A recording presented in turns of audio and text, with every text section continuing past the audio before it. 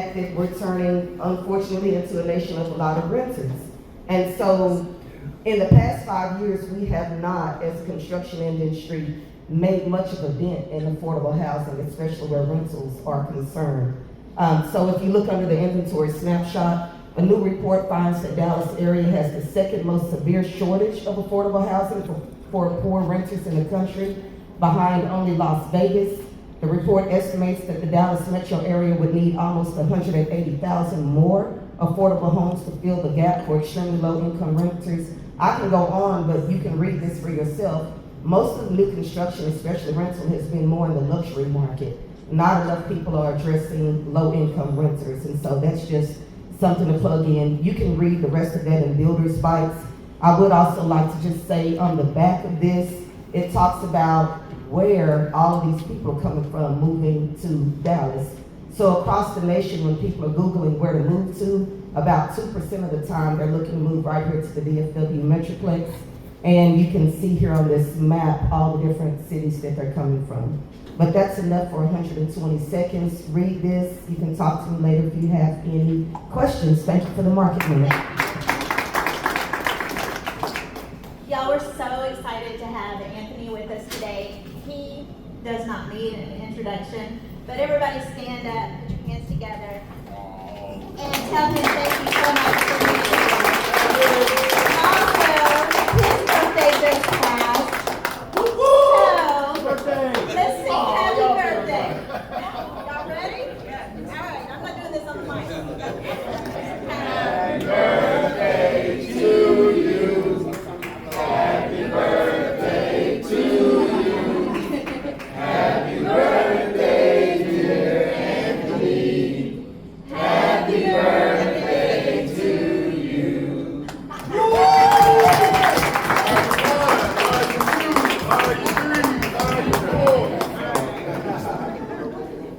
right, y'all ready to learn some good information? Yes. All right. Y'all are hilarious. Oh, good. I'm on the water. Thank you. I appreciate it. Can y'all please give a round of applause to the ladies who put this together? I believe that's Anna, Miss Lisa, Tiffany, Kristen. and Kristen. Y'all give her a big round of applause because,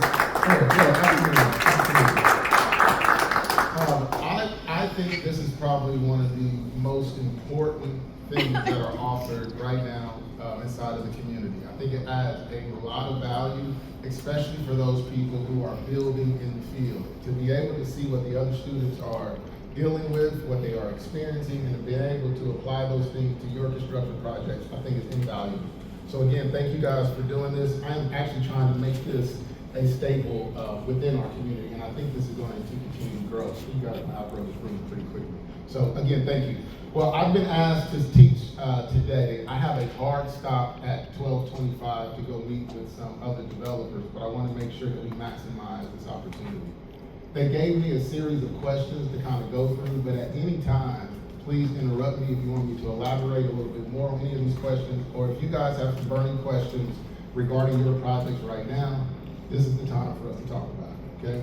So I don't have a script. This is going to be a real transparent, we're going to talk construction today, all right? Are y'all ready? All right. Can you turn that up just a little bit? Anna. Y'all surprised me with this birthday cake. I ain't gonna lie. You got it.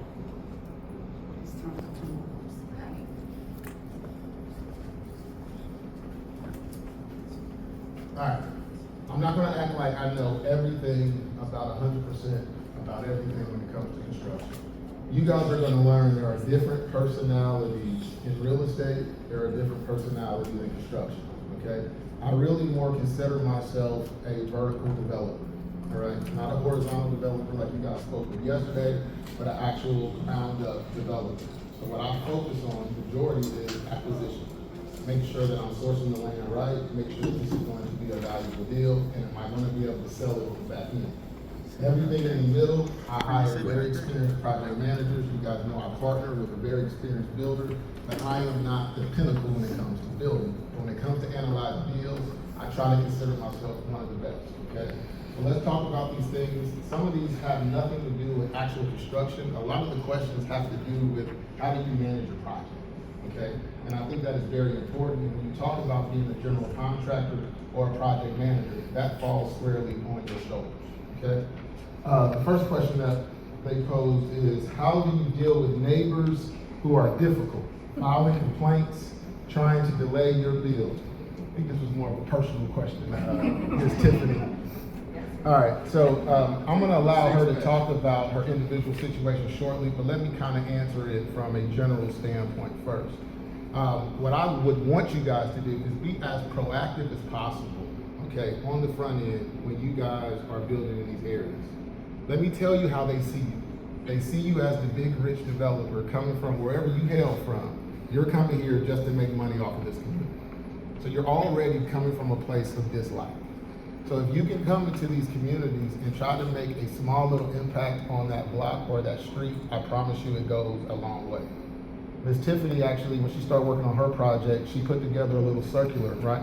Was it a little circular flyer that she passed out to all the neighbors, let them know that she's coming. I think that that is a great initial step, okay? I primarily focus on my neighbors that are directly adjacent to me, okay? Not only do you need to pay attention to the neighbors that are adjacent to you, pay attention if you guys have any transient that are on that block, okay? That will affect you having the ability to sell that house, all right? So first off, dealing with the neighbors. Matter of fact, let me give you guys a quick example.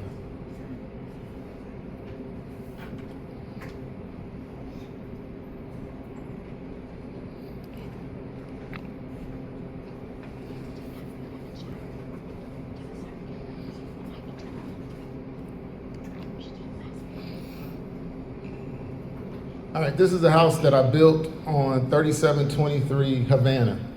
This home is in a historic district. What y'all think, pretty nice house?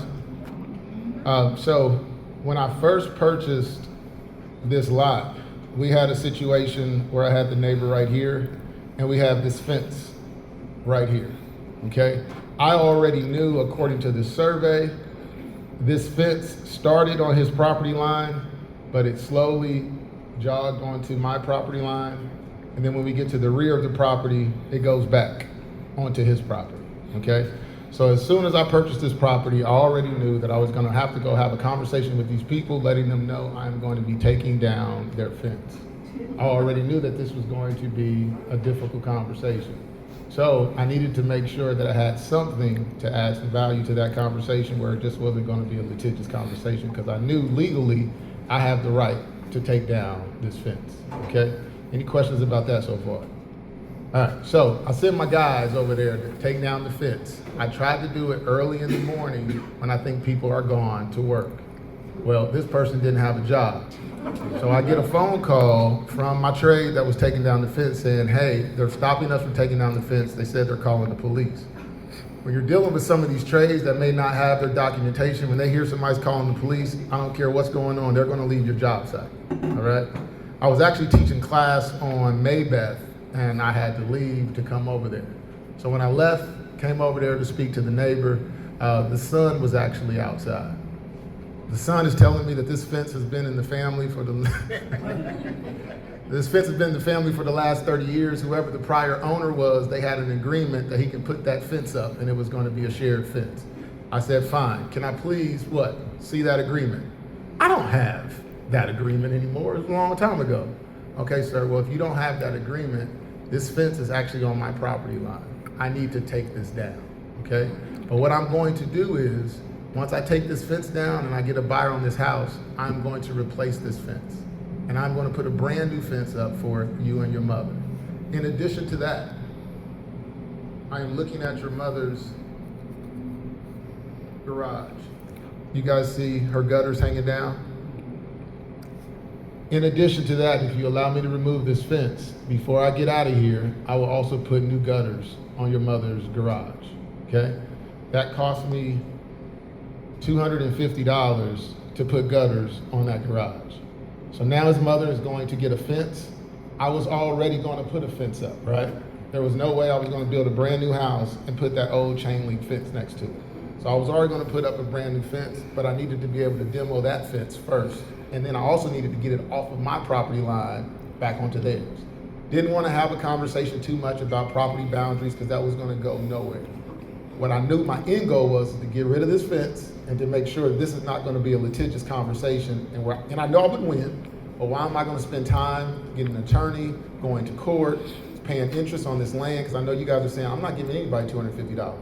I'm looking at the risk I would have been spending just to prove myself right. Does that make sense? So sometimes when I go into these communities, the first thing, make sure you're knocking on the door of the neighbors. I need to know you, all right? If I see that there is a need that I can do really quickly, I'll offer that to that neighbor. Hey, do you mind if I put some new gutters on your home? Do you mind if I put a fresh coat of paint on the outside of your house? What does that also do to you if the neighbor's house next to you looks pretty? It brings value to you guys, right? So it's not always looking at it from the standpoint of I'm wasting money. You may not have to sit on the market as long if people don't feel like they're sitting next to a house that looks like a shack, okay? So coming in these communities, what we do is we want to make friends with the neighbors. You may have transients in front. I always talk to those transient guys. I'm not trying to tell those guys that they need to leave, that they need to stay away, but I have a conversation with them. Hey, look, I need you to place security on this house for the next 4 months. Okay? And then when I put it on the market, I'm gonna pay you to be gone. When we're having showings, you guys have to be far away, okay? So just going ahead and putting those little bit of investment into the neighborhood, it goes a long way. I have come into neighborhoods, I've gotten custom hot dog wrappers. Go ahead and do a little hot dog cookout. It's cost me $100 to buy some hot dogs, some buns, and bring people out. The custom wrap, all it was doing was just promoting our construction company and what we were doing, okay? But it added value to the community to have a little cookout in the streets, okay? The other thing that you want to do is you guys, especially if you're building in small municipalities, you need to become friends with your local code enforcement, okay? They need to know who you are. I thought Anna, where's Anna at? Anna is a genius, right? Y'all give Anna a round of applause for her genius. So we were doing a ribbon cutting in Devonshire. I wanted to have the fire engine there, okay? I believe, and we didn't know this at the time, but I believe we have to give them 45 days to 60-day notice in order to get that fire truck. I think we went in there 2 weeks before it was time for our ribbon cutting. So they were like, it takes 45 to 60 days. We had somebody tell us, hey, listen, take ice cream over there too. I think Anna took about 12 gallons of ice cream because every time she went over there, the right person wasn't there. But all I'm saying is taking ice cream, taking donuts, these people never get shown appreciation, okay? And at the end of the day, the person who has their thumb on the trigger that can either stop your job project, it's just a person. So going in there, making sure that they know who you are. On the front end, hey, I'm just here to pass out donuts, introduce myself. I'm a developer in the community. Just want to tell you guys thank you. They start seeing you and hearing from you. When they get a code complaint from you, they're, no, Mr. Davis, your neighbor's complaining about XYZ. They'll call you directly, okay? They're not coming out there upset that they got a phone call or a complaint on your product, okay? Does that make sense what I'm saying? All right, any questions about neighbors? I'm taking some good notes for Devonshire though. Devonshire hates us right now. Oh no, donuts. All right, next question that they posed was, how much money should you expect to pay out of pocket before your loan kicks in, down payment of equity position? What did that mean? I wanted some more. I think that was Kristen's question. Is that Kristen's? All right, I'm gonna go at it the way that I think that she's asking. How much money should you expect to pay out of pocket before your loan kicks in? I'm assuming she's asking how much money you guys are gonna spend out of pocket before your first draw. Yes. Okay, and this is what you guys need to prepare for. But what I am going to say, as a GC, as a project manager, communication rules the nation, guys. All right, remember I said that. You guys just need to talk to your trades ahead of time.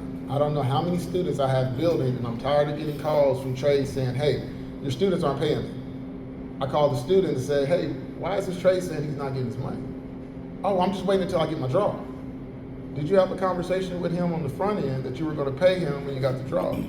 Well, no, I just assumed that they know. No, they do not know, okay? You guys have to communicate with your trades on the front end, and that will help you guys save money, or at least save how you have to outlay that money, okay?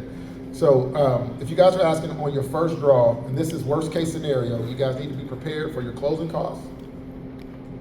You need to be prepared for your soft costs. Your soft costs are going to be everything I cannot see actually on your site. So this is going to be your permits. This is going to be your surveys, right? Your floor plans, right? Anything that you've done in pre-development is going to be under your soft costs. Site prep, site management, pad set, rough-in plumbing, foundation reinforcements, pour, and you may need a pump truck. Those are everything that I can see that you may have to pay for until you get your first draw. Now let's go through these individually, okay? Your closing costs. I do not see a way that you guys are going to be able to roll your closing costs until you get to your first draw. Now you do have some lenders that will allow you to roll your closing costs into the loan, right?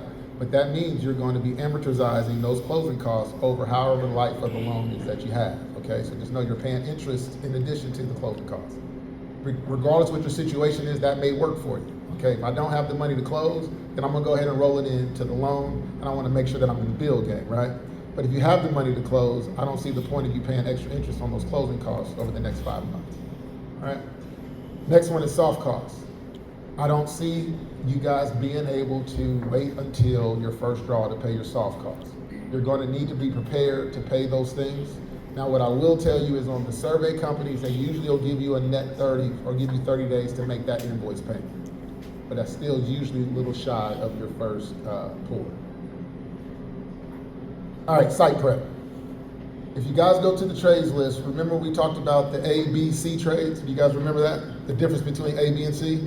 Now that I'm getting the site prep, if you guys are looking at those A trades, and I think it's somebody, Carlos is an A trade for foundation. He will do your site prep, he is going to do your reinforcements, he is going to set your pad, he is going to pour your foundation, and you're probably not going to get a bill for about a week. Has anybody used Carlos in here? All right. You ain't gonna get a bill until you contact him. Did you hear what he said? He said you're not going to get a bill from Carlos until you contact him. Somebody else used Carlos before?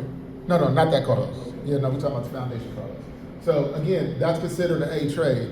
Now, what I'm going to tell you is Carlos is probably not going to be as cheap as a B trade or a C trade, but he is willing to allow you to wait until you get your first draw, okay? So that, in that case, I could go ahead, if I went with A trade, I can push my site prep off to my first draw. Your site management, I don't see you guys being able to push that off until your first draw. All it is your sign, right? You're gonna need your T-pole. Now your T-pole can be pushed off until your first electrical payment. And then you're gonna need your trash box. Usually when they drop that trash box, they're looking for payment. Your pad set, again, if you're dealing with an A trade, that can be rolled in. If not, you're gonna need to make that progress payment. Your rough-in plumbing, usually at that point in time, every plumber will wait until you get your first draw. You guys just need to have that conversation when you do your service level agreement, okay?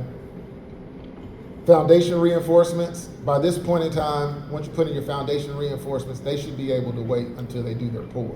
You should be able to get your draw within 72 hours, depending on the lender that you go with.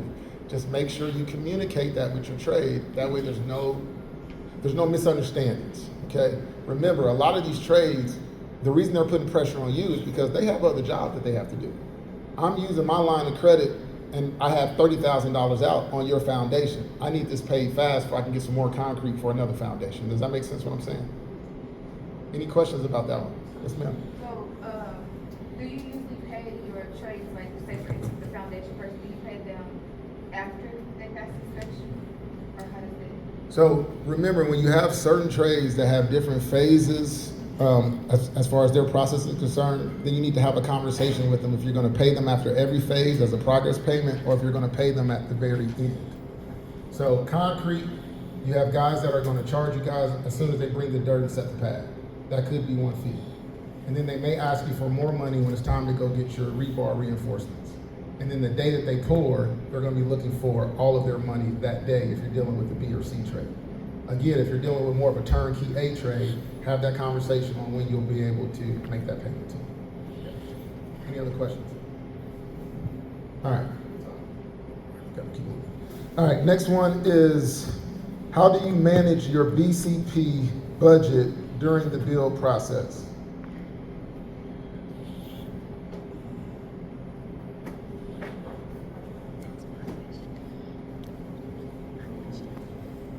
Y'all see way back there? I'm gonna try to be as descriptive as possible.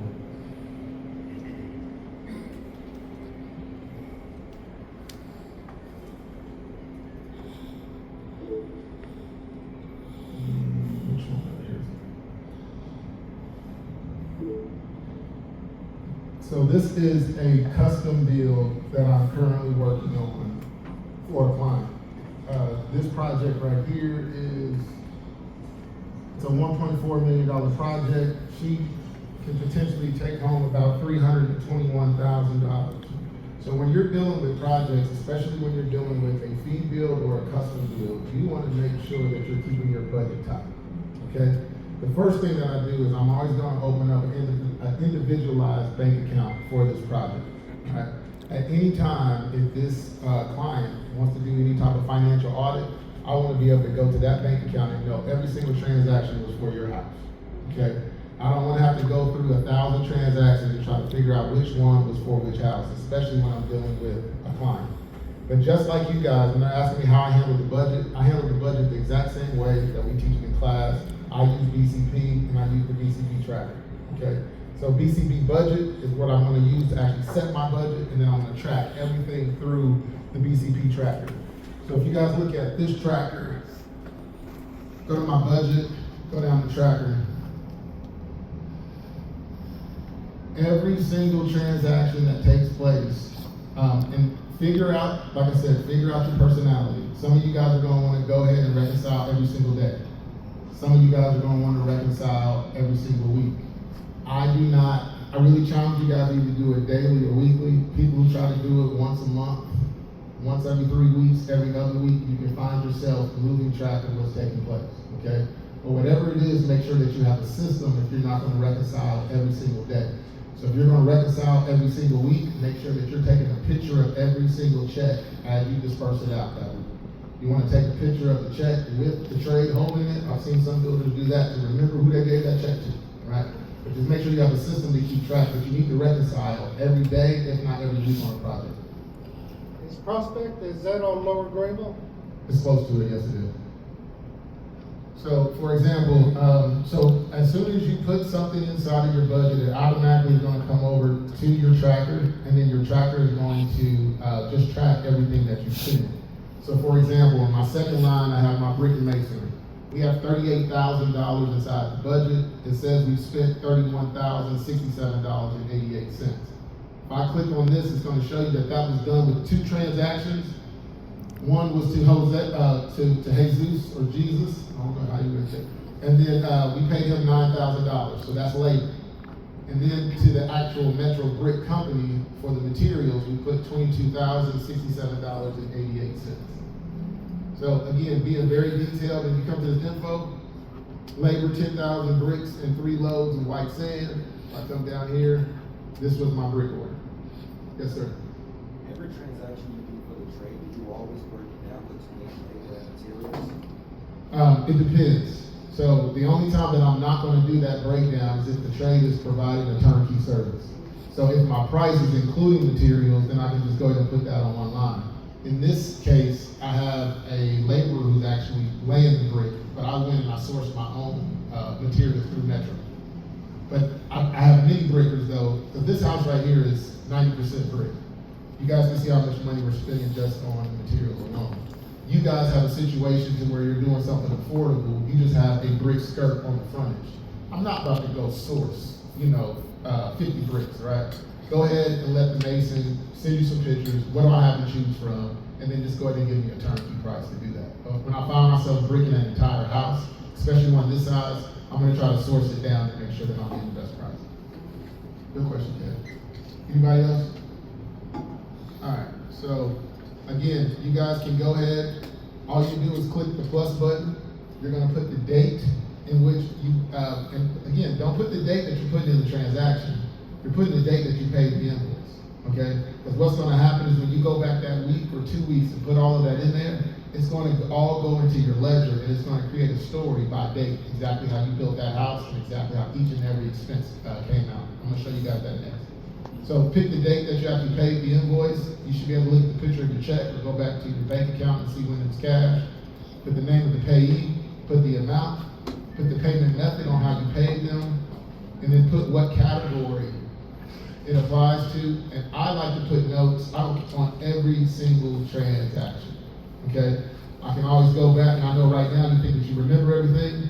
I put notes on every single transaction, just so I'll know exactly what took place with that transaction if it ever gets called into concern. Does that make sense? Yes. Do the trades, when you pay them, are they expecting checks or do they do debit cards? How's the best way to pay them? A trade will take payment however you give it to them, but I would challenge you guys to always pay your trades with something that you can track and reconcile. So I always would want you guys to leave with some type of check, ACH, wire. I would stay away from, and you're gonna have some, and I do it too, okay? But I would not keep it as a rule of thumb that you're okay with like Cash App and Zelle, because you cannot dispute those transactions. Any other questions about that?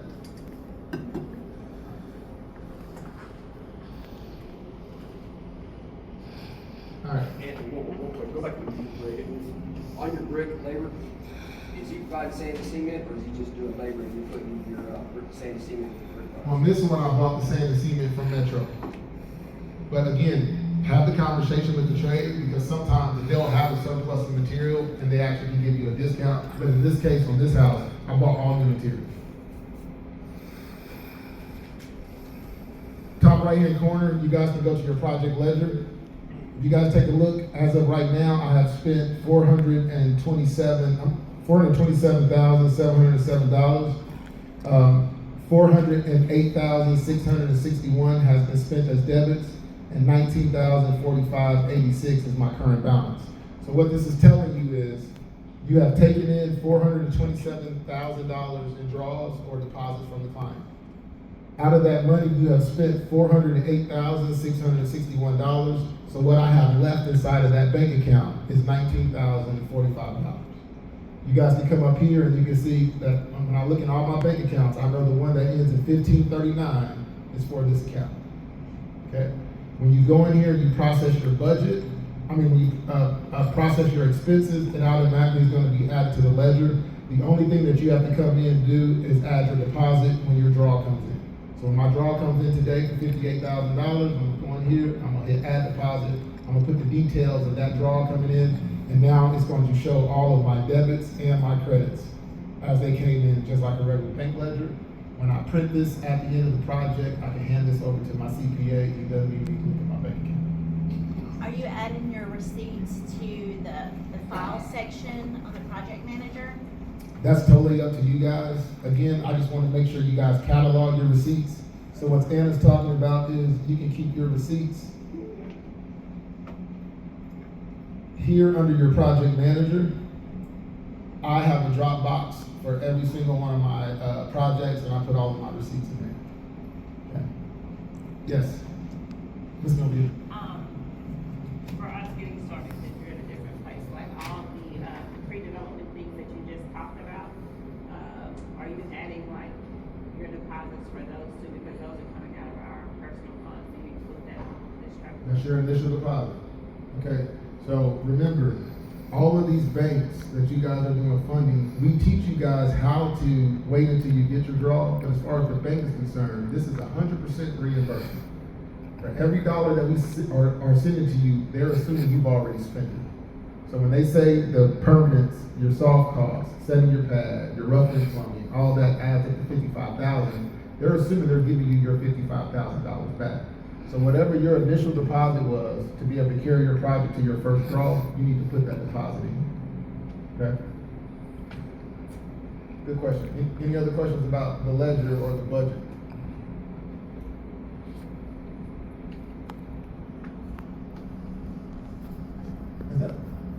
Is that Blake? I thought I had some juice. Blake came all from Justin, Texas, but he got a closing. I see that packet. I thought you was coming to see me. All right, what was their next question? When do you get the service level agreement signed?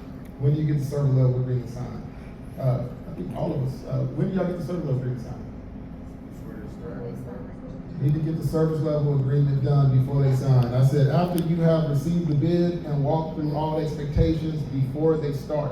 The whole point of the service level agreement, guys, is that is your contract and your agreement between you and your trade. If you ever get into a litigious situation, if you ever need to go to court, it's the service level agreement that you're going to be taking with you. If any trade ever puts a lien on your property, it's going to be the service level agreement that you're going to use to help defend you against that lien. Hey, this person said that he was going to do it for this price, he's charging me this price, the judge is going to say, where's the contract? Here's my service level agreement. Okay? Does that make sense? So make sure you guys do the service level agreement before anybody starts, and I'm going to be honest. That is probably one of the least used documents that I'm seeing in the community right now, and it is probably the most important document for you to be using within the community. Okay?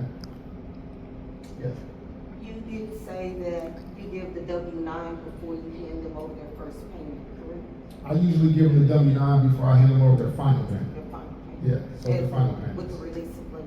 With the release of money. W-9 release of money at the final payment? Absolutely. Did you guys hear what she was saying? So there is going to be a number of documents you should be giving to every single trade. Okay? Every single trade should get all of these documents. One, service level agreement. All right? That is the contract between you and your trade.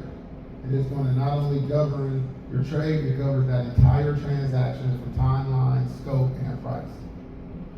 The next thing that you guys should have from a CYA standpoint, every single trade should get a copy of PPE and OSHA documentation before they come to your job site. How do y'all deliver that to them? Email only. Okay?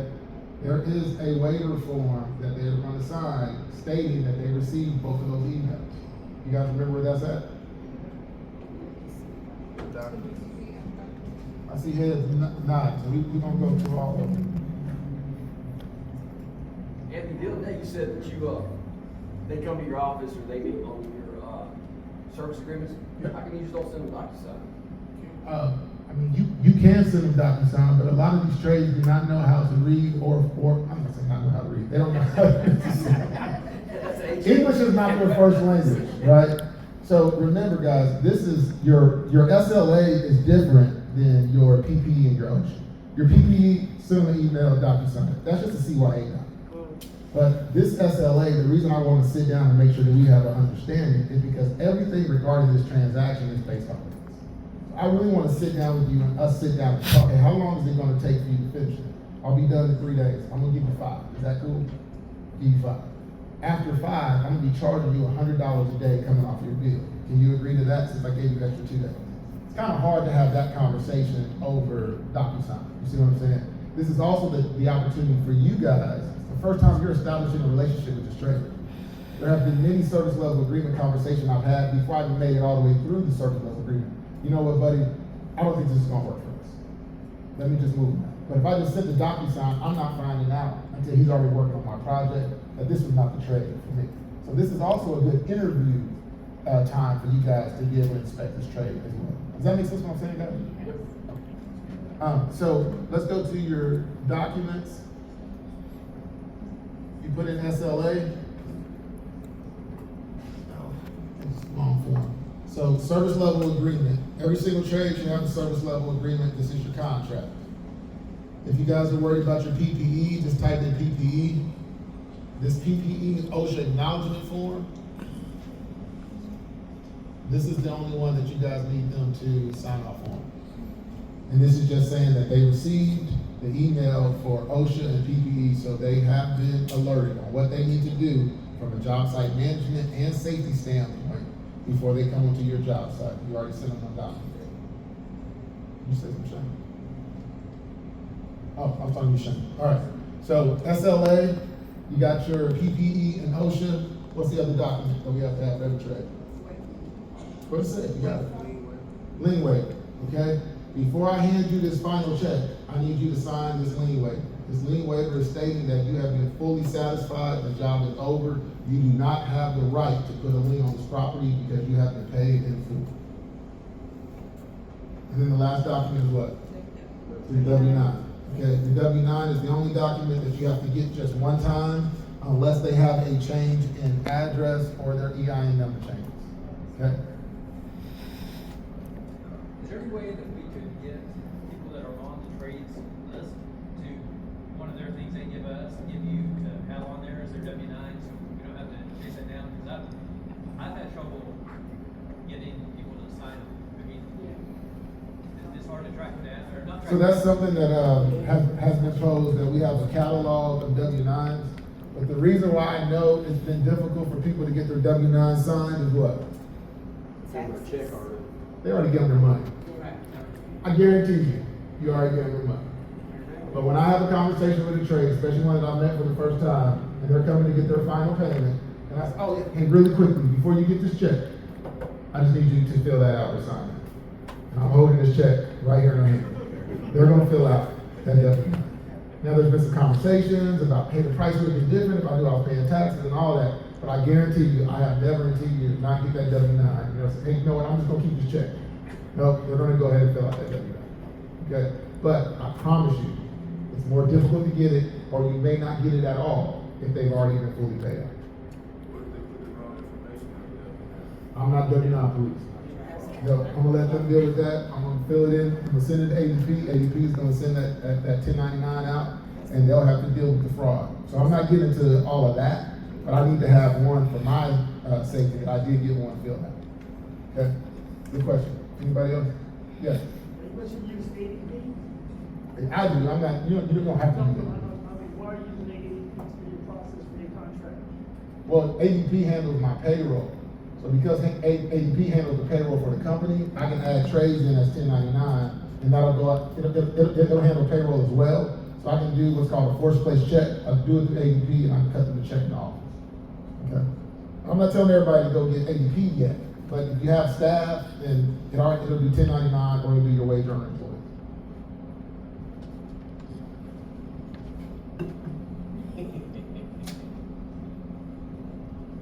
How do you manage your invoices effectively and time them for the best way to receive withdrawals?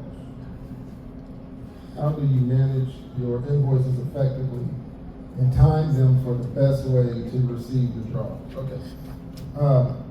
Is this Kristen again? Yes.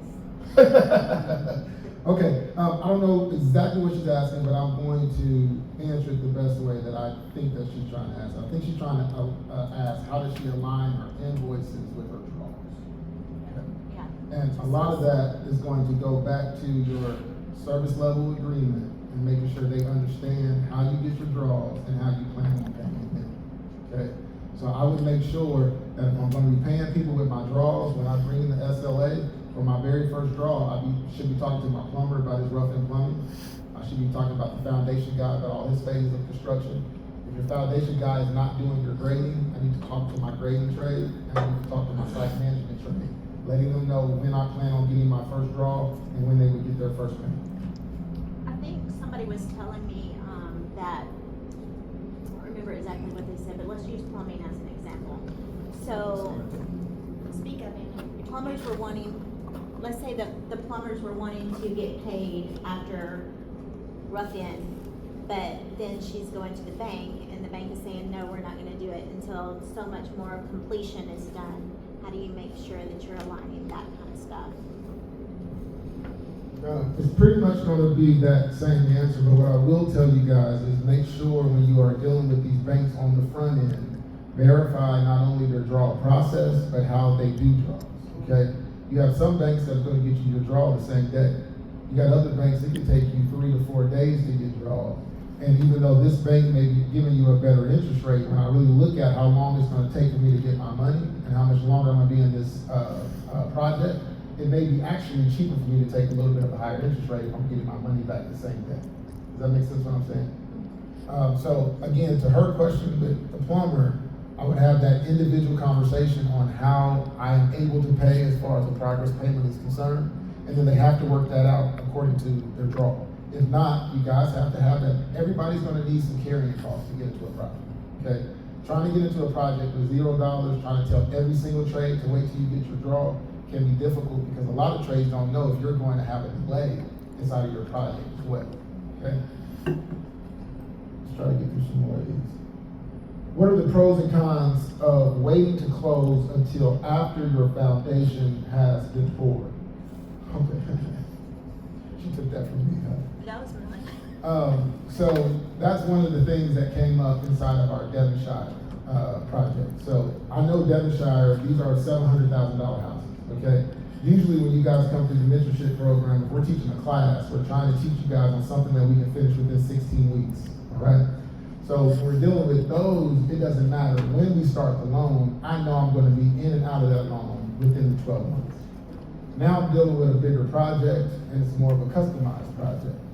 I can go ahead and sign the note knowing I have 12 months, but if I wanna buy myself a little bit of time, because I think they've been trying to close those loans since last month. So I could have closed that loan already last month. We are just now getting the grade. I would have lost 1 month out of my 12. Now we're gonna have to get into the rough and plumbing. It's gonna be 2 months probably before we get to our first draw. So what I said I'm going to do is I'm going to actually wait until right before I pour my foundation, then I'm gonna close on my loan. Now my 12 months starts at that point, and as soon as I pour the foundation, day one, I'm probably in my loan for 2 or 3 days, I'm asking for my very first draw, okay? So there's some pros to that. The pros is you're able to keep the term, okay? I'm not gonna go with my term, I'm not gonna have to do a modification. The other pro to that is going to be interest, right? I'm not having to pay interest longer on money that I've already spent, okay? But the con to it is you do not have insurance, okay? You're not going to insure it until you close on your loan. So remember, with our insurance comes that premise liability.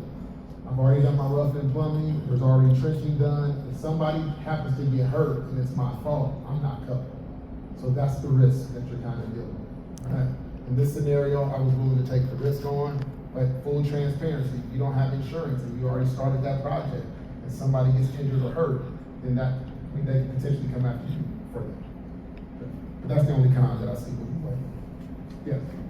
Now, if you wait to close on that loan, when you're going to give you that time, because sometimes when you put your paper, they're going to say, if you don't close in the next 30 days, you may not start till, let's say, 6 days out.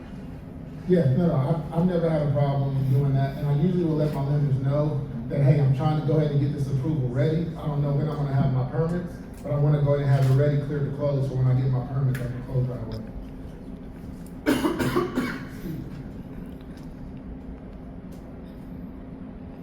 Do you have a system of managing subcontractors and ensuring their work meets your standards? Anybody wanna take a crack at that? Being on the site, looking, watching. Yeah, so for me, one of the things that I do, I only pay once a week. Okay? So I already have a conversation with all of my trades, and I only pay once a week, I pay on Fridays.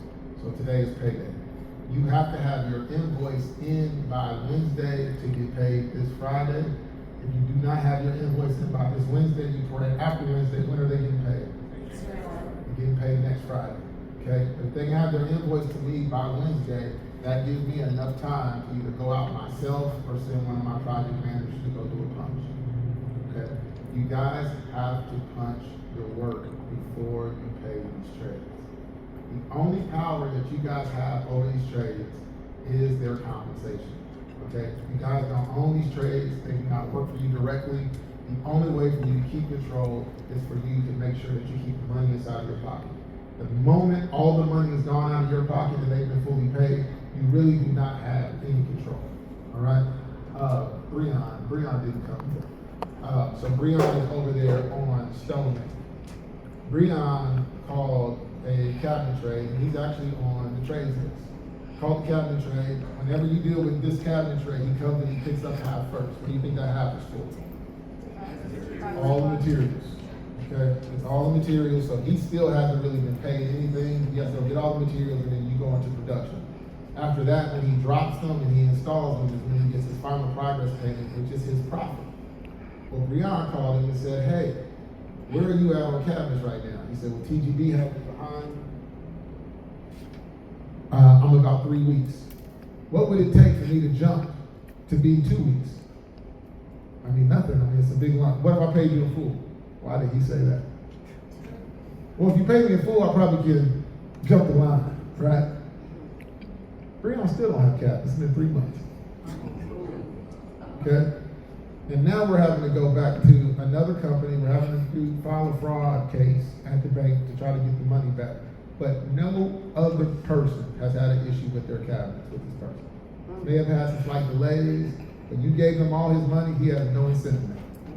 Okay? So I promise you, we're not saying this just because it's something that we think you should do.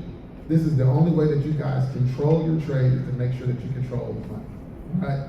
We cannot compete with your DR Hortons and all those when we go after these big turnkey guys offering 30 houses at a time to drive our prices down. So a lot of guys, we're going directly to the tradesmen.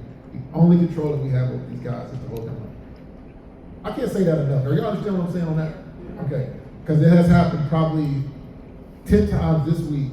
I've had a student have a problem with the trade, and I said, did you pay him the full? Because this trade not coming back. My first question, did you pay him the full? Yeah, I paid him the full.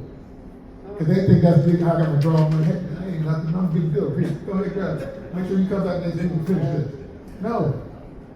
That is your job, to make sure you do not pay until your job is complete. All right? Question. Yes. In terms of controlling trades, do you also require them to give you their certificates or COI or something along with the SLA agreement? So that is going to be up to you guys. And what I'm going to tell you is where that really comes into play is if you guys are doing custom or fee bills for other clients, okay? And what she's asking you guys is, do you require all of your trades to have a certificate of insurance before they start working on your jobs? Right.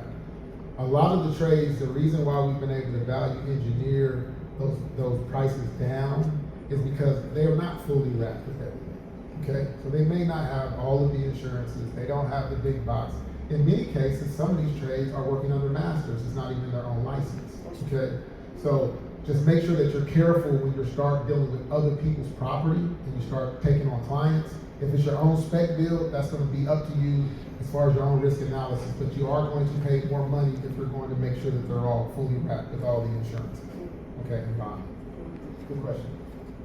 I requested it for my trades, and some of them, they'll let you know if they have it or not, and then based on like the work they've done for other people, if they didn't have it and they show me it working, and then I can kind of confirm it, I would go with it. But I think for like my mechanical, electrical, the big things, those individuals actually had insurance, which Yes. made a big difference. Well, your MEPs, remember, they have to go validate with your city. Correct. So in order for your MEPs, they all have to be insured and bonded through your city. But I'm saying your other trades that are not required by the city to have insurance, that's gonna be up to you if you're gonna, all your MEPs, they have to be insured. Yeah, don't let somebody, as far as an MEP without insurance. Absolutely, thank you for pointing that out. Anybody else?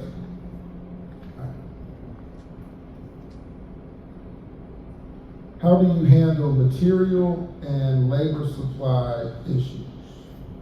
How do you handle material and labor supply issues?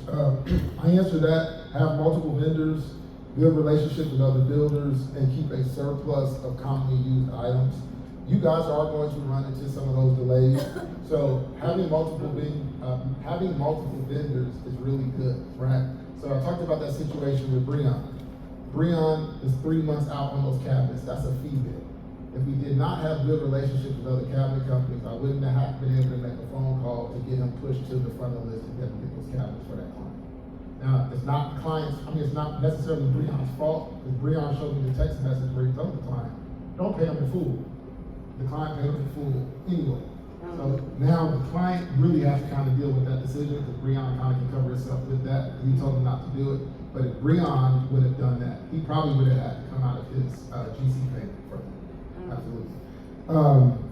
Good relationships with other builders. Sometimes if I have a situation where I'm missing out on some materials, I can call other builders and say, hey man, I'm going through this situation, I need some plywood, I'll get back to you next week or whatever. And then keep a surplus of commonly used items. If you guys know you have an appetite for certain products that you know you're going to continue to use, buy it in surplus, have your small storage to be able to go back and get those items. How do you handle project delays, and what measures do you take to minimize them?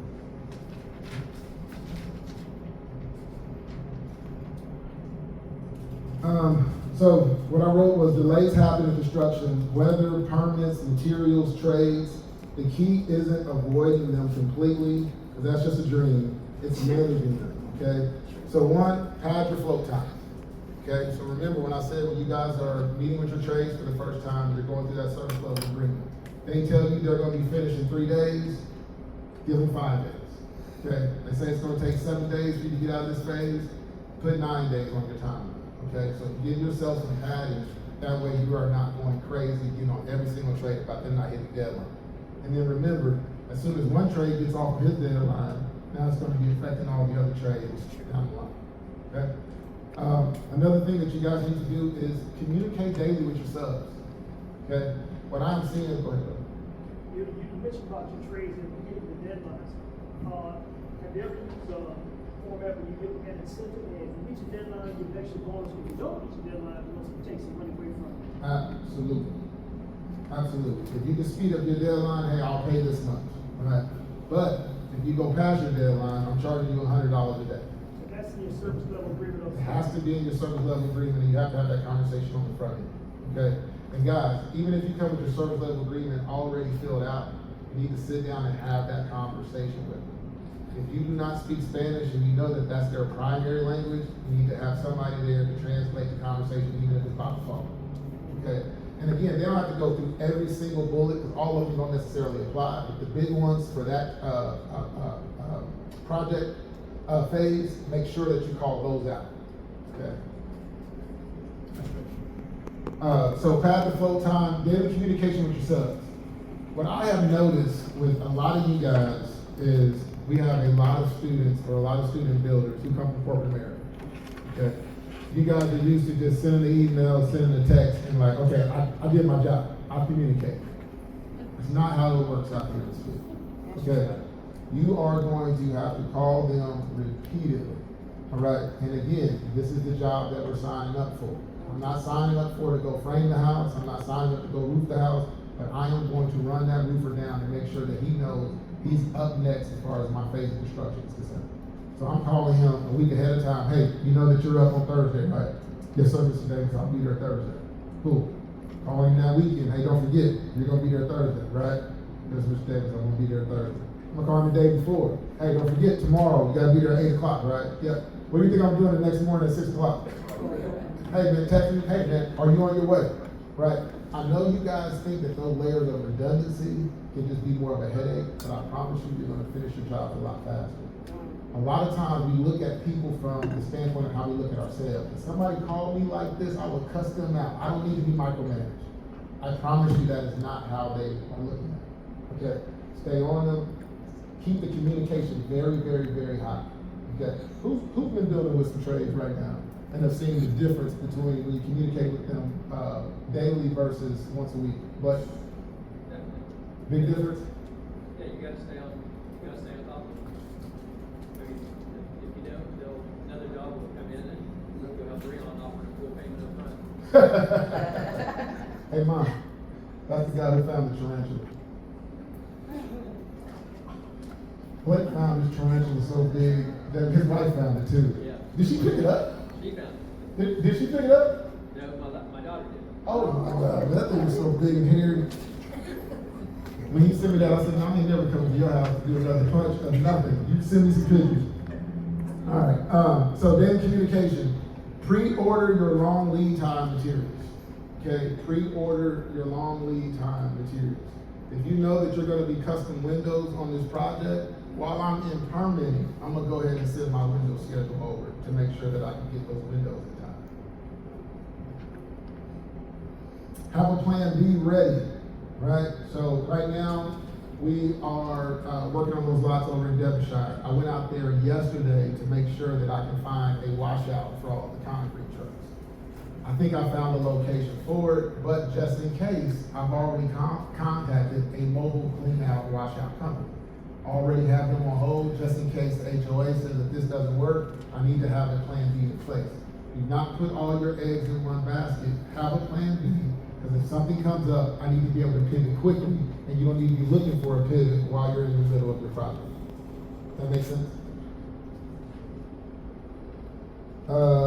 track everything for contractual purposes, okay? And I'm really speaking to the people who are dealing with custom bills and fee bills. Right now, Ms. Courtenay, you just signed a contract for a custom bill. Inside of that custom bill contract, you have a timeline, okay? But there is a disclaimer that says things that are outside of my control will not come against me or impact me, right? But if you, at the very end of this project, you've been working on it for a year, right? And you are 3 months delayed, and they've had to pay 3 more interest payments for $5,000, which means they paid an extra 15 grand. Do you think they remember all the delays that took place along this project? Or are they just gonna tell you, hey man, you was 90 days over and it cost me another $15,000? That's exactly what they're gonna say. So you wanna make sure that you catalog everything that has delayed your project, just in case you have to have a conversation with this person at the end when it's time for you to get your GC. Hey, do not forget that Encore had to move this pole. It took them 30 days to get this pole moved. I was unable to move forward. Don't forget, your survey company that you called in, they messed up on the survey. That delayed me for 2 weeks, that we had to redo all the forms. Whatever the issues are, make sure you're cataloging for you can have a conversation at the very end that 90 days of delay had nothing to do with me. 30 days of it had to do with weather. 30 days of it had to do with Encore. 15 days had to do with Atmos. Be able to catalog that, or you'll be able to walk that off if it comes against you as a negative impact. Does that make sense? When do you start using PMs, and what are the pros and cons? When do you start using PMs, what are the pros and cons? So, one, when you have enough revenue to support one, and you've hit your bandwidth, okay? I found out for me, 4 houses is my bandwidth. I can do 4 houses at one time before I need to bring in some help. For you, your appetite may be 2 houses. Your appetite may be 1 house, maybe 6 houses. Figure out your personality where you can effectively manage a project. Once you get past that bandwidth, you need to be looking to bring in a project manager. Complex jobs, okay? I've brought in project managers before because a project was too complex for me, but I had an opportunity to sell it, right? So somebody wants to come, you may have an opportunity, hey man, I heard that you're a builder. Come over here, take a look at this project. You get over there, and it is a mixed use, multi-family and retail on the bottom. You're like, I don't know anything about this. But that doesn't mean that you have to turn on that opportunity. You may need to go get a project manager who has the experience, and you partner with them on that project. Okay, I've done that many times.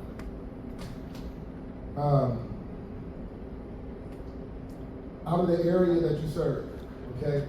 You guys are gonna get phone calls from people, for example, Blake, I'll use him again, he's all the way out in Justin, Texas. If I got a phone call from somebody that said, hey, I want you to build out in Justin, Texas, well, I do wanna take the opportunity to make some money. I can partner with Blake, hire him as a project manager, he's already out there in Justin. I'm not gonna be driving out to Justin, Texas every single day. And vice versa too, Blake, you just might be able to and then growth mode. One of the things that I did when I first started, I know I needed about $60,000 in order for me to bring on a good project manager, okay? What I did was I took $5,000 off of 6 jobs for me to go ahead and escrow some money. So when I brought in a project manager, I had some income to be able to pay them on the front end to get a good project. A lot of you guys aren't really looking for project managers, you're looking for builder partners to come in. They're only partnering on that deal. You're actually not saying, hey, this is going to be a job with my construction company. To do that, you need to make sure that you have some money kind of put aside to be able to pay the new project managers coming. Okay? Any questions about the project manager question? That was a good question. I'm gonna ask it. That's a good question. No? All right, the last question that they had was formulas to calculate how much material to purchase: paint, roofing, drywall, insulation. I don't need to answer that, do I? I say, y'all know all that in your class, but just in case you guys don't know where to find it, you can go to Resource Center, Documents, under Titles, you guys type in formulas. It'll be right here.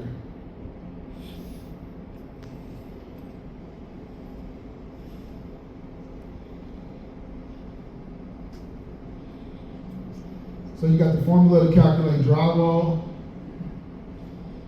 That's the long one. In our defense, we didn't have that in our class. Oh. That's not a Macbeth document. No, that's not a Macbeth document. And then we got all the short formulas too. So total for paint is your total square footage area divided by the coverage per gallon. Your roofing, so your squares is going to be your roof area. You divide that by 100 because you guys know your roofing squares, it covers 100 square feet. And then if you guys really want to get into it, you guys can get into the pitches. I don't get into almost any of this. Let me tell you guys what I do. So for your paint, usually for my painters, I'm dealing with all turnkey painters. The only time I'm not dealing with turnkey paint is if I'm doing something custom or if I'm doing something a little bit more high end, like over $500,000. Okay. Other than that, I will go with the turnkey paint that the painter brings. If you guys like a certain brand, then that's fine if you want to provide your own paint, but I usually don't care on my affordable houses. When I start getting into my more expensive or my custom homes, I like to go down to, you guys write this down, it's called Farrow and Ball. I like to go to Farrow and Ball over in the design district.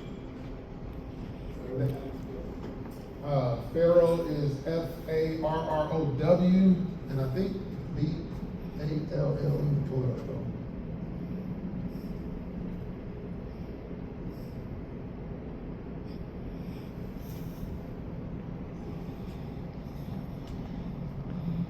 Yeah, that's it.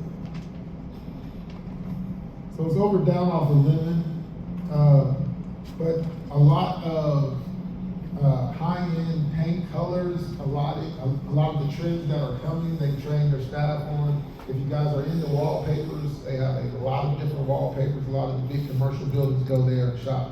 But I go there to get the samples of what's hot, what's coming. And you can take it over to Home Depot, you can get like a Behr signature paint, and they can go ahead and match that color. And your house is gonna look like all the other houses in these high panels. Okay?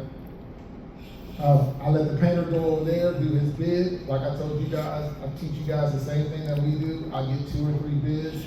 I don't go over there and measure the paint area, go look at the gallons. But if you guys wanna know how to do it, the formula is there. The other trade that they had on there was roof. Exact same thing. You can go ahead and use the plans, but at the end of the day, your roofer still wants to go over there and jump on that roof and do his own measurements. So get 2 roof bids, go ahead and put those 2 against each other. And like again, if one is way off, you guys should know how to read how many squares that you need. Go ahead and make sure that, hey, they're not ordering extra 20 squares and you're using it at another house. But for the most part, your bids are gonna show that they got the same amount of squares. Okay? You can send it over to your to ABC or wherever you get your roofing supply to. You can send a roofing plan, they'll tell you exactly how many squares that you should have in your home. Okay? Yeah, so ABC doesn't have an overarching TGB discount, but as your usage goes up, you guys get individual discounts at ABC. But it's already kind of a builder surplus store, like it's already discounted if you're going to like your Home Depot or something like that for roofing material. What was the material labor cost for paint over on 1135? I have to look at that. Inside and outside paint? Theirs was turnkey inside, outside.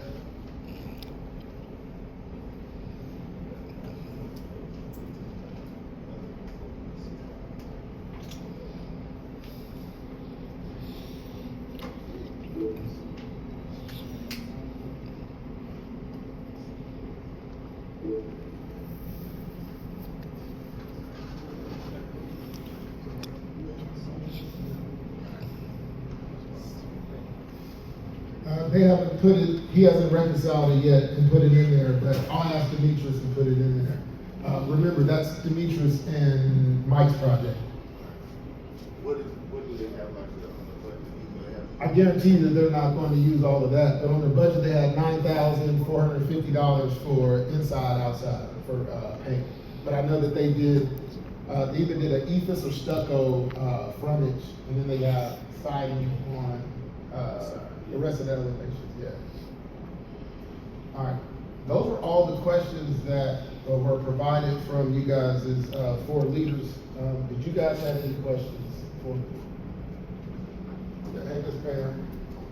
question. So how do you handle all the, like the little stuff? And what I'm talking about, when you're, you know, so here comes in the rough and plumbing, and so if you're doing special, you know, plumbing fixtures and all that, you've gotta bring them, or how do you keep things from disappearing? Well, one thing, you should not be dropping your trim kits or your fixtures to them until they're ready to install them, okay? And then you wanna make sure that you're not allowing your trades to come in at the same time overlapping, right? Because I see you guys do that sometimes and things will walk off, okay? So remember, whenever you're dealing with a turnkey situation, try to turnkey as much as you possibly can, because guess who's responsible for those? The trade-ins, okay? So the only fixtures, and we'll just use plumbing as an example. For the most part, if I'm doing affordable, I'm gonna have them bring all of the trim, have them bring all of the materials. Now, if I'm going into more of a higher, matter of fact, the ones that we're gonna be doing out in Devonshire, we're not gonna use everything that he's bringing standard. I know inside of the master, I'm gonna do my own fixtures, and I know inside of the kitchen, I'm gonna wanna do probably an upgraded faucet, right? When it's time for the plumber to come in and do his trim, the day before then, that's when I'm going to drop off those materials. But you guys cannot be using the garage as a storage bin while you're doing all these trades are coming in, because those things are going to walk off. Okay? You also buy a little 9x9 container. You can buy one of those, what are they called, the little pods that you can put in front. As long as you're in a residential area, they usually don't have any issues with them. Make sure if you're in an HOA that you look at the CCNRs, they'll have some descriptive on how they want you guys to engage those pods on the streets. Okay. That's usually when you're building something a lot bigger, you have a lot of materials, then you'll go ahead and grab those pods. Good question. That's it. Come on now. No. How does, on DCP, when you put in your square footage, your living square footage, but then the actual square footage, how does that change the numbers? Because I know that when I get my drawings back, the area underneath is always like way more. Yes. So, he's asking a question. That's a good question. It's a really good question, actually. When I see my what's the name in, it messes up my numbers sometimes. What was the question, Anthony? So what he's asking is, when you guys put in your assumptions on a project, when you put in your square footage, the area of under roof ends up adjusting and it's gonna be higher than your actual living square footage, okay? And then that messes up the numbers, correct? Right. And then when you add the garage, it makes it more. All right, so under assumptions, guys, it is going to ask for your living square footage, and then it is going to calculate to the best of its ability what your total square footage should be. And it's giving you the minimum square footage for a porch, the garages, and the patio, right? But the thing about DCP is it's not intuitive, right? It's not psychic. It does not know exactly what your plan set is gonna look like. So you can say, hey, I wanna build a 2,000 square foot house. Marvin can say he wants to build a 2,000 square foot house, and you put that in DCP. I don't know that you have a wraparound garage, a wraparound porch on your house, and Marvin does it. All we know, we both put in 1,600 square feet. So it's gonna take you guys to really make your quote as accurate as possible, being able to understand those square footages that are being called out. So when I come over here and I see I got 1,485 living, but then I go back and look at my plan set and I see that my total is not, that's a little blurry, that my total is not 1,885, my total is 1,960, then I'm gonna have to go back down here and I'm gonna have to calculate that additional square footage for my foundation. Also, I have to do the additional square footage for my flat work based off of my site plan. Does that make sense what I'm saying, guys? Okay, so how would you change it in there? Because if you can't change the total square foot, you'll have to change the living square foot for it to work. You're not gonna change neither one of them. Okay. So I'm gonna leave my living square footage there, and then if I see my total square footage, they're calculating it based off of 1,885, and it's saying my foundation is 1,143. That's a one story? That's a two story? Yeah, because it's a two-story. So what I'm gonna have to do is I'm gonna have to go down here to structure under foundation. And if I say, okay, I got $13 a square foot, and I see that my foundation square footage is off 100 square feet, I'm gonna have to add 100 square feet down here to this line. Does that make sense, guys? Go ahead. How can you add 100 square feet? Because it only lets you go up on price right here. Right, you're gonna have to go up on price. So your price per square footage is gonna change. So, for example, this one right here is $14,859 right now as far as the foundation is concerned. I know that this foundation is 100 square feet off. So I'm gonna go ahead and say, hey, I got 100 square feet off, and I know I'm being charged $13 a square foot. So I need to add $1,300 to this line in order to make sure that my budget is accurate. So you're gonna add $1,300 to the $14,859. You're gonna go down here to your driveway and flat work. You see that you're paying $7 a square foot. You need to make sure that this is going to be enough to cover that driveway. So on my site plan, it's gonna show me the depth and width of this driveway. So I know I'm 15 feet wide. Your house, it may be 30 feet before I get to my approach. My house, it may be 20 feet before I get to the approach. BCP doesn't know that. All it's telling you is you're paying $7 a square for flat work. You need to make sure that you calculate that inside of your budget. Okay? Remember this, guys. I don't care what you do to your budget. If you tell BCP I need to build at $110 a square, all it's going to do is give you a budget for $110 a square. As you start moving stuff around, all it's doing is taking money from your selections or adding money to your selections. That whole budget is still going to say $310. All I'm trying to verify is if before I buy this lot, if I build this house for $310,000, does it pencil? Once I figure out what I want to build it at, now I gotta go get my bids and get the exact amount where I'm gonna allocate that 310. If you guys are off on your foundation, if you're off on your flat work and you didn't calculate that in there, it doesn't mean that you're still not gonna build it at 310. It just means some of your interior finishes may not be as nice as what you plan on doing it for. Does that make sense what I'm saying? I don't know if that makes sense. We don't have to do another class just on this. I need to do one just on Makes sense, BCP but when budget. you're calculating that profit, $1,300, how are you actually putting in that bid? Or you just looking at the total to the right and saying, okay, it says 230, I know it's gonna be 233 or something like that. No, I'm looking at my plans. But you can't physically like add 1,300 is what he's saying. Like if I hit one up, it's gonna give me a different number. I can't actually put that 1,300 onto that 14,000. No, you just can't add it. You're gonna have to go up on your price per square footage. So if I know I wanna add in $1,300 here, Now you gotta go to your square footage and try to get it to add another 1,300.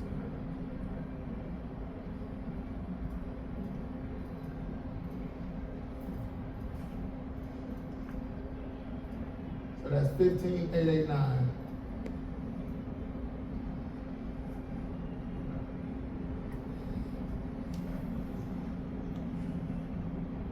So I'm $2 off, but that's what I would have done.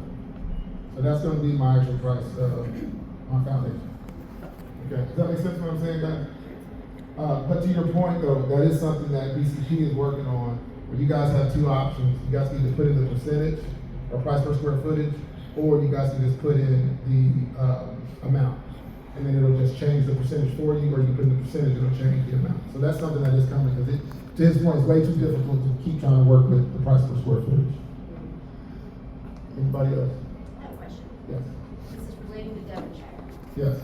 So I'm building next to a house that has an existing fence. And on the other side, which are pretty awesome people, you, which I'm assuming we will split the costs. I'm assuming not with me, huh? You put your fence up first, it's there. Come on, Nick. No, but the existing fence, do I in good faith, go over and offer them money to share the fence, and do I need to match that fence on the other parts? No? So the moment they put that fence on that property line, it is a shared property fence. So all you're gonna do is you're gonna connect to the fence, Now, the moment that that fence gets weathered, gets damaged, then the two homeowners are gonna have to split responsibility for the fence. Okay? You'll have some situations, you'll have a neighbor that does not wanna split responsibility. You do have the right to put that fence up and put a lien on the property. Okay. And then do I have to match, just for future, match that fence? What do you mean? No, The fence that's they up to you have? guys to discuss. Does it look weird if like our shared fence look different from this fence? Oh, no, I've done that many times. Yeah. No, I'm just gonna fence it in. So, for example, if you guys look at the house on Maybach, you were on Maybach. So remember, the house adjacent to it to the right had a beautiful cedar fence. Well, I don't tear that fence down, right? But I wasn't gonna put cedar around, Okay. you know what I mean, around the whole entire yard. But I'm not gonna, one, pay for another fence, and I'm not going to ask this man to tear down a cedar fence or put a pine fence in front of a cedar fence. That cedar fence is just gonna be that shared wall fence. And you got the right to paint it. You can do whatever you want on that side of the fence as long as it doesn't bleed over to their side. I put up a, and I'm just gonna tell y'all, I put up a $78,000 fence to my last house. And it was the fence in my pool, but the neighbor on the backside, he torched down that whole fence. Oh, yeah, he torched it. But it was a community fence, it was on his side, and to be honest, so I was in an HOA. Inside the HOA, inside of the CCNRs, it said that you cannot have any fence that was over 6 feet, and they all had to be wrought iron. I'm sure you guys have seen some of those communities. Well, the way that my house set, it was actually like a peninsula. So my lot was very, very wide, I had a very short backyard. And mine was the very first lot and so going past my backyard, you're outside of the community, into another community. That community did not have an HOA. I went to my HOA and said, hey, I want to put up this big, beautiful fence because I really don't have a big backyard, and my pool is literally 15 feet from my setback. I don't want to have my ladies out here swimming in the pool, and everybody from the street and everybody from this other neighborhood is like, Andy's wife's coming out, man, at around 3 o'clock. Y'all better be ready, right? So I said, can I please put up a bigger fence? I actually wanted to put up, at its peak, it was a 13-foot fence. So they said, absolutely not. Our CCNR is strict, you can't put up the fence. So I had to go over to the other neighbor that was on my rear property, inside the other neighborhood, and ask him if I can purchase 1 inch easement onto his property to put the fence down. And he said, absolutely, if I get to burn it all the way down on my side. So yeah, he torched it. It actually looked pretty good, but it probably wouldn't be something I don't know. Oh, so, he just meant design. I thought you meant he burned it down to the ground ashes. No. He did this, have you ever seen those torch down? Like, so heat it's big on modern, and then you got a whole group of people into this rustic, like, country living. So he was a rustic country guy, so he wanted to torch it down, yeah. Any other questions? I know what y'all thinking. You want to see that fence, don't you? I'll show y'all too. Any other questions though? Yeah. If they're gonna make some adjustments to the BCP, is there any way that they can do like sub areas in the, I guess, budget? Like, That's one of them. take for instance, plumbing. It includes the whole scope of plumbing, whether it includes like labor and then materials, like tubs, toilets, other things that you may have to purchase, but you can't buy. So the answer is yes. That is the big thing that we're actually working on right now. That's one that's going to take a little bit longer. What I'm going to do though is we're starting to have students who are doing more than your affordable homes, and they're getting to some big, larger scope projects. So what I'm going to do for you guys in the meantime is in BCG, I'm going to load in one of my Excel more exhaustive budgets that you guys can start using up until BCP gets everything added. One of the other things that BCP is going to add is give you guys the ability to do tailored sales. So you just want to add a sale because somebody wanted a dog wash, right? That's not going to be on every single house, but this one wanted it. Should I be able to hit add on the tracker and add a whole new line that feeds into everything? So that's going to be something else that we're doing for you guys. But just send me a text after this. Today I just decided when you said that I'm going to go ahead and upload the one that I'm using for prospect. Okay. And is there anything new regarding modular? Like a new module coming out, or if we No, want to redo the just video? modular in general. Oh, no, are you talking about modular homes? I Yes. thought you were talking about modules. No, we haven't seen a modular company yet that's been able to produce a product that we like. The few that we've looked at, they all look like manufactured homes to me. So, when we were sold by the first outfit, when we went out there, they said these are not gonna look like manufactured homes, but they look like manufactured. They here in Texas? Yeah, they were in Texas. I thought you were with us. You didn't go with us? Yeah, so we had a modular factory that we were about to start partnering with. I think about 30 students went out there. But we went to the factory to watch the houses actually being built. And then they took us to the final product that was supposed to look like something that we would just drop down on Maybach. It didn't look like a house we dropped down on Maybach. What about the Home Depot walls? The Home Depot walls. Kristen was asking about that. Oh, HD. It's not Home Depot. That's like, yeah, so their acronym is HD. That's the meeting that I have at 12:30. So at 12:30, I'm going to actually meet the developers and the builders of the wall system. So what she's talking about is we're working with a group right now, and it's still in its embryo stages, that they may have two products that they can offer to the community. One of the products is they'll be able to save you guys on your structural about 35%. Okay, and they went over to the Shayla's property over on Robert L. Pears. They said they probably could have put $38,000 back in her pocket if she would allow them to do everything up to the drywall stage. So they have a new building solution to where when they come out in 7 days, you are going to be from foundation. As soon as they pour your foundation, within 7 days, you're fully framed, you're fully drywalled. All your electrical and plumbing has been plumbed already through the system because they bring in these prefab walls that are already built. Okay. Is that their design or your design? That's their design. Well, no, it's. Are you saying the product is it their design or the actual design of the house? Design of the house. No, the design of the house is going to be your design. And they can design almost anything, but it's really going to be more of your low-pitched roofs and flat roofs. They really don't deal with a lot of pitches. The other solution that they have is they will come and build the entire house for you. And they'll build the entire house in 45 days. So if you guys want to be more builder investors, then that's an opportunity for us as well. Other than that, everybody will get the house on interior finish out. So is that gonna be ready frame, panelized wall? Look, you see the frame, look. Right. Look, AI. Because it works in certain areas. Yeah, I don't know. This is my first time going to meet with actual developers. I've been talking to the salesmen up to this point in time, and I said, I really need to speak to the developers and the builders that are going to be coming out and have the conversations, because they were unable to answer a lot of the questions that I had. The reason why I'm saying that, because if you get that, some of the walls they're not plumbed line right. Yeah, I don't know yet, bro. No, I'm letting you Look, know. you see, look at that. You're already If you spend $1, save $1, you'll spend $20. Yeah. They had a couple of houses that they built, one in DeSoto, but they're bringing me some more.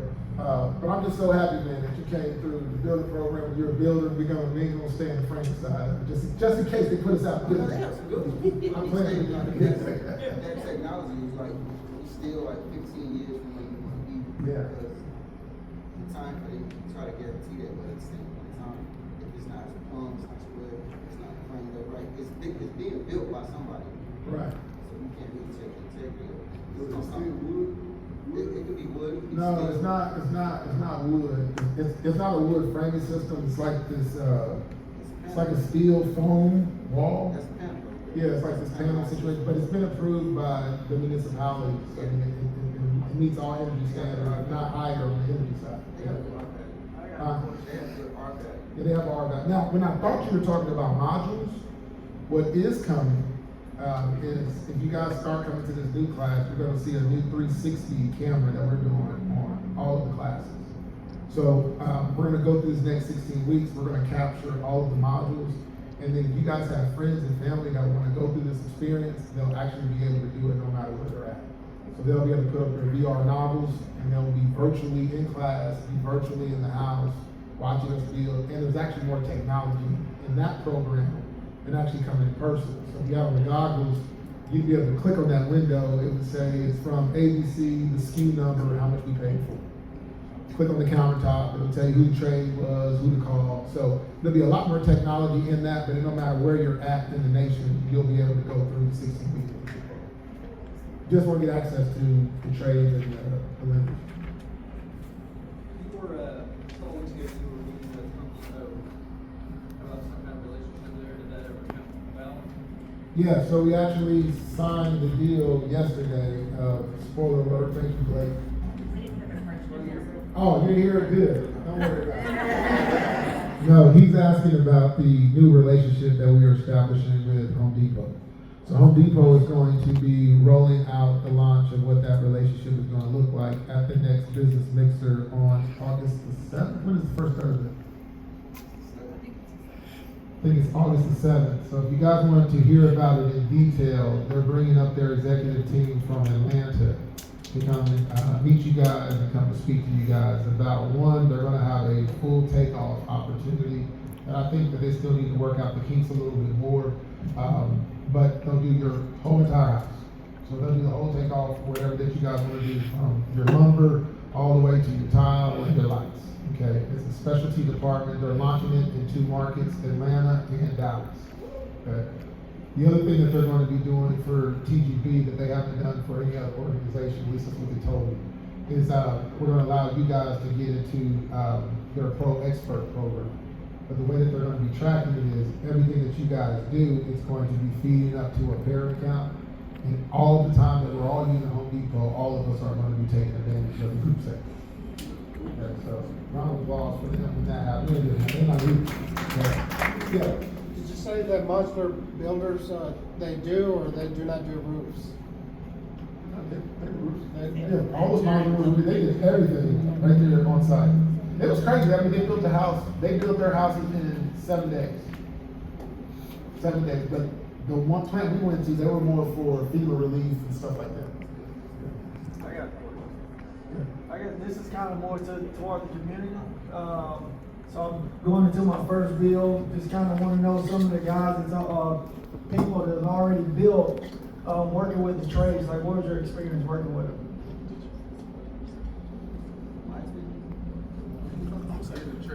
So, yeah, I've talked to Miguel. Yeah, so you want what's the experience with different trades, like So I'll pose the question. I said I'm going into my first build. Those in the community that have built already, what has been your experience working with our trades? Blake, that'd be a good one for you. I know not only is Blake pretty far along in his process, I know the type of scope of house that you're building. And Blake is doing some high-end stuff. So his question is, now that he's about to start his very first project, how has your experience been with the TGB trades, and if you have any advice? The trades have been great. They treat you like you're one of their most important clients all the time. That's to me one of the things that stands out the most, because you have, I'm sure we've all had people come to our house to look at a job, and you feel like, to me, you feel like they're sizing you up, like, what can I charge this customer and get away with it? And I've never felt like that within the TGB trades. My only frustration, and I think this is a lot on me, has been this: I've been at the goal line for, it seems like, 2.5 months trying to get, punch it in for the touchdown, and it's like so frustrating getting all those little things at the end done. But as far as the trades go, I haven't had an issue with one, not one. Even when Anthony thinks I'm saying I have an issue, he makes a phone call. I'm like, hey, I didn't want you to jump in there. I mean, he's there for you all the time. So I mean, take advantage of that if you need to. But I have not found that I needed Big Brother to step in and take up for me. But it's been a great relationship. I had a plumber out yesterday doing our final, and I mean, it's kind of pulling teeth to get him out there, but when he's finally out there, he's like, what else? And I was just like, I was naming them all, and everything got done yesterday, so we're getting our started. What? Okay. I've got a buddy of mine, known him for 15 years. His wife worked for me for many years, and went to their wedding, great relationship, and I had him come out and quote my house, the first house we built in Justin. It was $39,000 for AC. And our AC unit, that we put in through our trades list was, I want to say 15 or 16,000. And I sent it to my guy and said, tell me what the difference is. Why is he doing it for this and you can't do it? And he's like, I can't touch that price. And I'm like, I don't get it. But I mean, I'm sorry, buddy, but you're not getting this house or my next few. I mean, and they've been just unbelievable. The units they put in, my house sits at about 80 degrees right now.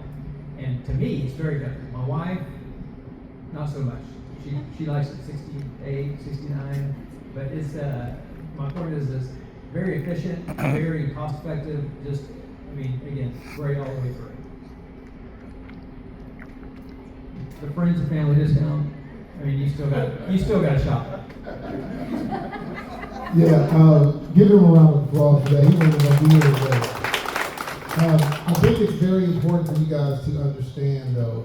One, the trades, they don't belong to any of us. Okay? They don't even belong to TGB.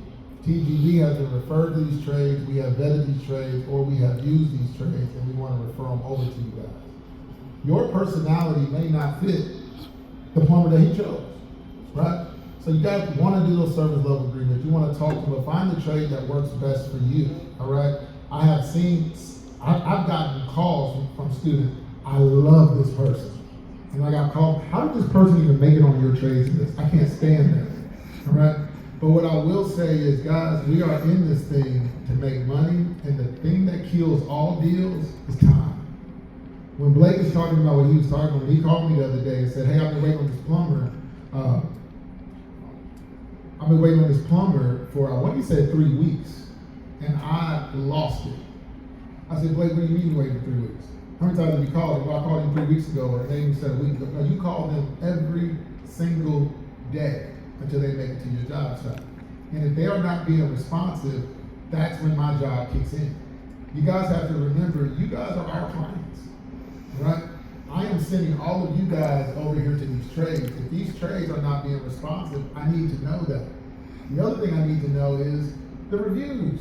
You guys aren't sending reviews, okay? The same plumber that he was talking about that he loved and came out there and knocked everything off, he don't know it, but I just took him off the trades list. Okay, matter of fact, I'll show it to you guys.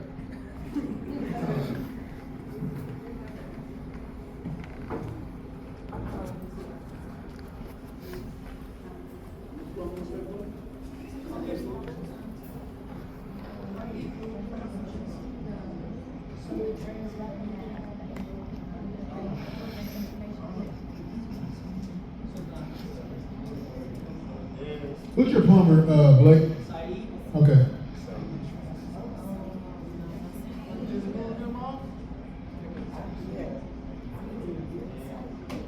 So this is the review that I got on Saeed. And I finally got one review. Saeed is rarely on the job site. He often says he's coming and doesn't show up. He's unreliable and you never know when he's going to pop up. Helpers had trouble installing Delta faucets and I'm unsure why. Saeed had to come to finish with the look. Y'all read through this whole review, right? But after that review and a few others, it says the BCP community warns against using this resource. Proceed with conscience. I'm never going to take somebody off the trades list, and I'm never going to say, hey, this trade doesn't deserve an opportunity. Hopefully we get some new reviews and I can put him back on the trades list. But I take you guys as jobs, I take you guys as money, and I take this opportunity for you guys very, very seriously. If I get a number of complaints on a trade and I call that trade and he's unwilling to make some fixes to that, then we're just going to remove him from the trade list, okay? But y'all got to tell me that. And right after I took him off the trades list, his boss, his master, is who asked, hey man, what's going on? Saeed's not making, hey, can you put me on the trades list then? Yeah, I'll give you an opportunity, okay? So now y'all actually can deal with his boss. Ishmael. Is it Israel or Ishmael? Ishmael. I was calling Ishmael. His email is incorrect on BCP also. What's the name of this company though? I only know by his name. It's misspelled. Which one is it? It should be the one that's, J&B Service. J&B?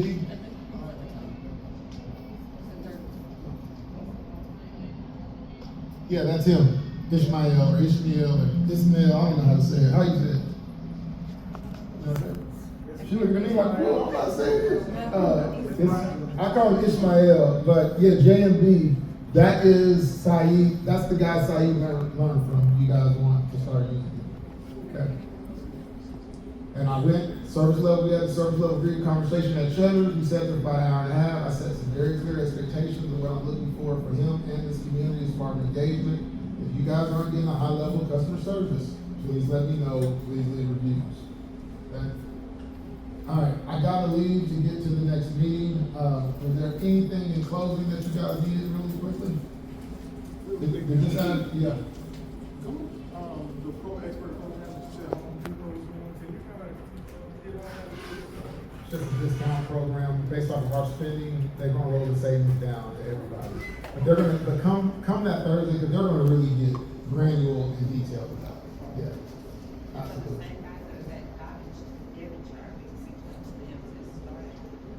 So the guys who are at Devonshire are gonna be somebody that you'll be able to reach out to. The people that we're dealing with is on the corporate level. So once they go ahead and get us enrolled and logged in, if you wanna use their location in DeSoto or Dallas, I forgot where they were at. James, were they in DeSoto? HD guy. Duncanville. So if you wanna use Duncanville as your store of record, then you'll be able to do that. All right. All right, did this add value to you guys today? Yes. I really, really appreciate your time.